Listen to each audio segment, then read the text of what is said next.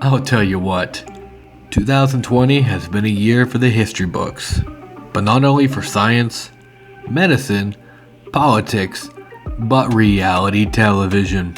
Going into this year, reality television has faced an obstacle like no other has before.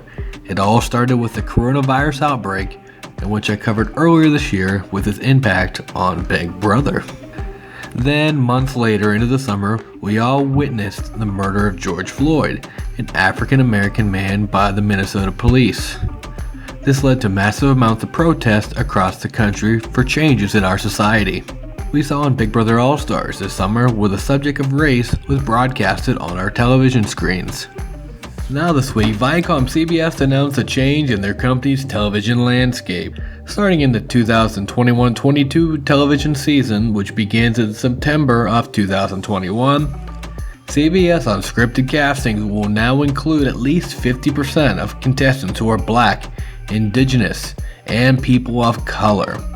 Now this covers popular shows such as Survivor, Big Brother, and The Amazing Race. All shows that have been on the air for at least 20 years. Now, there's been a push by fans over the last few years calling for a big step in casting, but with the nationwide movement this summer, CBS has finally jumped on the bandwagon. The president and CEO of CBS said in a release, "The reality TV genre is an area that's especially underrepresented. It needs to be more inclusive across development, casting, production, and all phases of storytelling. As we strive to improve all of these creative aspects, the commitments announced are important first steps in sourcing new voices to create content and further expanding diversity in our unscripted programming as well as on our network." We take a look back at the last few seasons of shows like Survivor, where contestants have stated on the show that many voices of color have not been told in the storytelling aspect of the show. Big Brother also had a problem where a minority of house guests of color were voted off early, leaving an even bigger majority of white contestants, as well as seasons of contestants saying racist remarks. And we also saw earlier this year, the host of Big Brother Canada, Arissa Cox, was announced as one of the new executive producers starting in Season 9.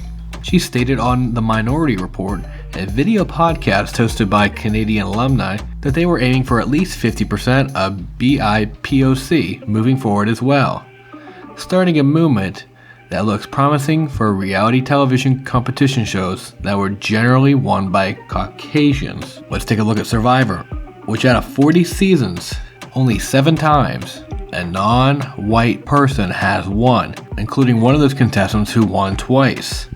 In American Big Brother, this has only happened 4 times, and 3 of those wins have come in the past 3 years. Then, in Big Brother Canada, only 1 winner has been a person of color.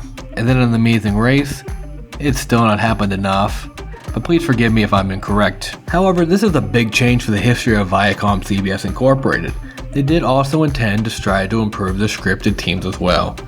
They announced that a minimum of 25% of its future scripted development shows and budgets are to be created or co-created by a person of color, as well as 40% minimum for the writing staff, with a goal to increase to 50% by the end of the next year.